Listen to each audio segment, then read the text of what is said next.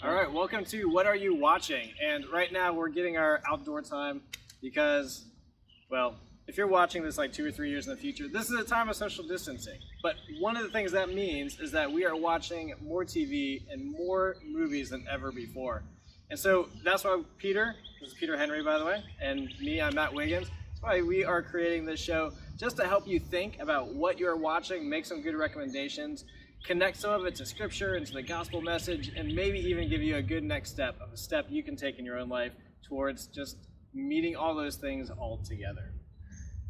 So you should know that one of the things that we're doing here is that each time we meet, we're going to have one TV show, one movie. Each one of us picks one of the ones that's tickled our theological imagination, and we're going to share with you some insights. We're always shooting for being 20 minutes or under. We'll see how we do that. You should also know that our commitment is to doing it in one take. So this isn't going to be polished, as you can tell, but we're going to just go straight through it and offer some of our thoughts. One of my children once said, "Dad, don't ruin it by reading theological things into it." So hopefully we're not ruining anything. Instead, we're bringing out some things that might be of grace to you. Augustine, one of the earliest theologians of the church in the 5th century, in his book On Christian Doctrine, one of the first books of interpretation, said that Christians, when it comes to cultural artifacts, gifts of culture, should be willing to take the Egyptians' gold where they find it. So here, as we look at things like The Walking Dead, a zombie series, or Justified, which is kind of like a modern Western, so to speak, they have some elements of violence, some things that may be a little bit harder to understand why it tickles our theological imagination, but we're doing some sifting. We're finding some gold. We're making an offering to you. And finally, you should know, we're not here to protect you when it comes to endings or momentous moments. There are going to be spoilers throughout the series. This is a semi-weekly series, but hopefully in between our showings, maybe you'll see some of the things that we're recommending and previewing for you. So with all that said, Matt, we're on to your pick for today, which was a movie that came out last year. What was it? 2017. The movie is Dunkirk by Christopher Nolan. And Christopher Nolan is probably one of our best working modern directors, I think. And Dunkirk is a story that maybe isn't personal to him, but it's important to him as a British person. And because Dunkirk is a story of the evacuation off of the French coast across the English Channel to England of about 350,000 British and French troops who have been pushed across France by the German war machine at the outset of World War II in Europe. And so Dunkirk is kind of a strange thing because it's a defeat, but it happens with this kind of victorious moment in a way. But the amazing thing about Dunkirk, I think one of the reasons that I love the film and love the experience of watching the film is it's incredibly tense. Like it's kind of like one of those gripping your seat in the theater kind of movies. And it doesn't let up until like the very last moments. And one of the things that it does, it just kind of conveys this atmosphere of dread, of not knowing what is happening, of just not knowing like what tomorrow is going to bring, which, as I say it, maybe resonates with what's going on right now a little bit. And actually, I don't know if we mentioned this, but today's theme, the thing that connects to shows and movies that we're watching, is this theme of hope and anxiety.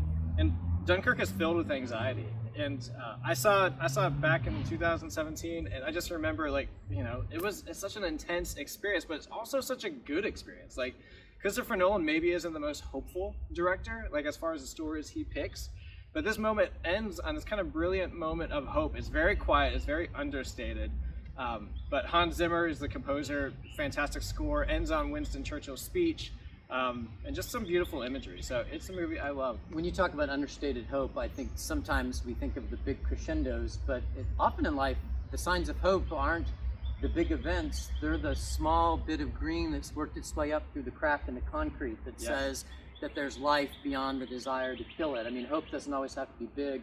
Christopher Nolan has done some other big name movies. Yeah. Like what else? Inception, The Batman Begins, Dark Knight Rises, Memento was kind of his first movie that came out. So he likes high action movies. Like he's a great visual filmmaker. I mean, like there's a bunch of this. The movie takes place on sea and in the air and on the ground on the beach. And I mean, everything is just shot so beautifully. And Matt, I know we'll get into some theology in a few moments, but for those who aren't war movies, they're not Saving Private Ryan, Band of Brothers, the big red one type of people. Right. If you're not a war movie person, should you stay away from Dunkirk? I would say it's worth seeing. Like, actually, one of the things that's interesting about Dunkirk is that there are about 850,000 ships. Right, that seems way too. Maybe 85,000. I have a number wrong. A lot. Someplace. Yeah, there's a lot of private ships, like pleasure boats and yachts that went across the channel. And so some of the people that you follow in the movie aren't soldiers or sailors. They're just regular people. But the way that he's able to kind of tie together those three storylines in a way that's really, really unique is really good. And there's not a lot of gore. I think it's a PG-13 rating. There isn't a lot of gore. There is some affecting violence, though. Like, I will say, like, there's little violence, but what is there is really affecting. And so, but it's a movie that I think anybody could relate to. Well, so if Matt has a movie that has a nugget of hope that he thinks is lifted up in maybe an understated way, but stands out between this tension between hope and anxiety, and if Matt has a movie that doesn't have a lot of gore and violence that feels really personal, I've chosen a TV series that has a little less hope, that has a lot more gore and some violence that seems personal. The series I've chosen is from the AMC channel called The Walking Dead. Came out in 2010, based on a comic book series by the same name, The Walking Dead. It is post-apocalyptic zombies, post-pandemic zombies. Maybe not the best watching for everybody right now, but it was what I chose to watch when we kind of went into lockdown in North Carolina. I was a few seasons behind. I was either 3 or 4 seasons behind. And from about March 15th through Easter on April 12th, I think I caught up on the 3 seasons of The Walking Dead that I was missing. It's really struck within The Walking Dead by the actual tension between hope and anxiety that exists in the series. The main characters kind of go from city to city, from situation to situation, where new hopeful things arise, so often to be dashed by the prevailing forces around them, whether the prevailing forces are the actual zombies that are brain dead but moving along and wanting to eat people. There's some of the violence.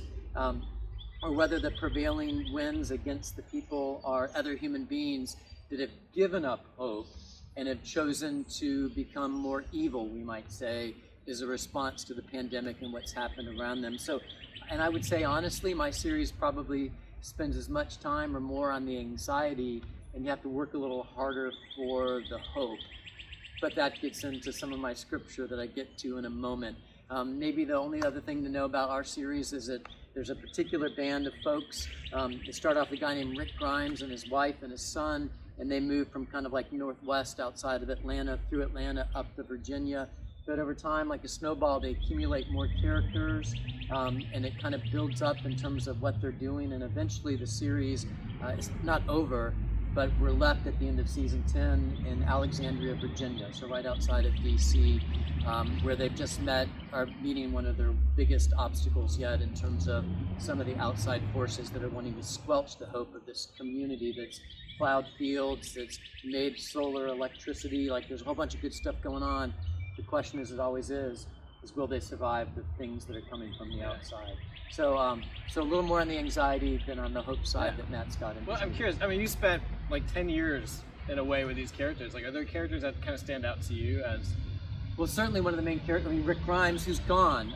One of the interesting questions for The Walking Dead, aside from its plot, is, you know, can it survive the loss of main characters? There have been folks, fan favorites, who've died off through the years, and one of them is the main character, Rick Grimes, former county sheriff, becomes a leader of the band. Rick's evolution and his vacillation, frankly, between, am I going to be a good guy, or am I going to give in to being a bad guy? Am I going to try and still make room for life? Am I going to trust people, or am I just going to say, you know, the world's too much anymore, and we'll do whatever it takes in order to survive? So Rick Grimes' vacillation, and the role that his son Carl, who also, spoiler alert, dies. Oh no, really? His son Carl, who holds his dad in some ways accountable to staying closer to the side of the good. So those are certainly two characters, and the one who's still around is a guy named by the name of Negan. And Negan is a horrible dude, at least when we first meet him. But one of the questions in the later seasons is even Negan someone who's redeemable? Is he someone who should be given a second chance? Which, again, will be one of the scriptural themes I ask. Yeah. And so, Matt, along those lines of kind of connecting to scripture and theology, Like, are there any scriptures that either directly or indirectly you've been pulled to because of Dunkirk? Yeah. So one of the things that I've been thinking about a lot is this idea that Dunkirk it's a defeat. I think in Churchill's speech he calls it a colossal military defeat. But it also is what paves the way for the British to stay in the war. And ultimately, spoiler alert, Britain's on the Allies. Allies win World War II. And so... What? Yeah, Really? sorry. Okay, Yeah. I didn't know that. We said spoiler Maybe warnings. you knew that. Yeah, we did say spoiler warning. So that's definitely in there. And one of the things that it's made me think a lot about is Romans 8:28-29. So this is from Paul's letter to the Romans, where he says, he said, we know that all things work together for the good of those who love God and are called according to his purposes. And actually, one of the things I've been thinking a lot about that is, as we watch what's going on in the world today, not just with the pandemic, but also with the riots, with police brutality, and all the questions we're asking about racism. It's like, are we seeing steps backwards, or are we seeing steps forward? And I think it's hard to tell, like, when you're that close to the event. Like, the soldiers who were evacuated off of the beach, they thought they were going to be spit upon when they got home. Like, they thought everybody's going to be just ashamed of them. But there's a beautiful moment where instead of that, like, somebody hands them a bottle of beer and knows that they're being celebrated. Yeah. And so, as I think about what Paul is saying, one of the things that comes out to me is that progress often doesn't look like progress. Like, the resurrection or the crucifixion of Jesus doesn't look like a step forward until all of a sudden it is. And it's got me thinking about, maybe our individual tragedies don't feel like steps forward, but maybe the way God recycles those things and turns them into something new for all of us. Yeah. Well, when you talk about recycling some of those things, the word I used earlier is redemption. Yeah. Certainly theologically, one of the questions raised for me in The Walking Dead is anybody beyond redemption? Are we ever going to be able to be more than the worst thing that we've done? And theologically, in our Presbyterian tradition, we believe that nobody is beyond the grace of God.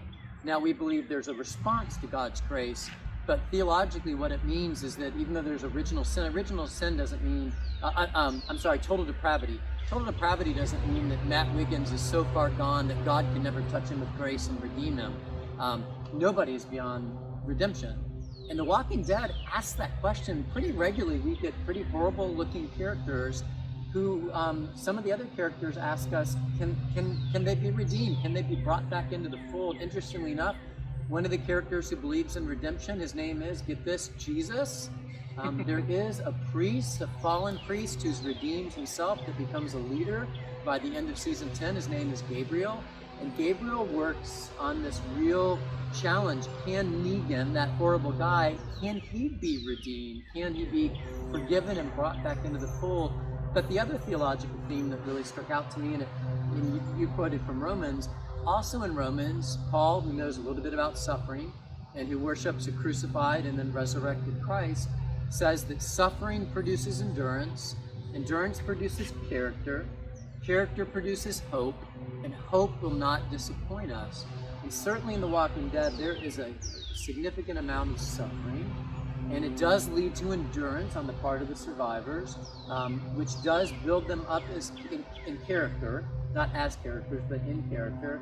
And as they continue to be built, there are reasons to hope for what can lie beyond what besets them.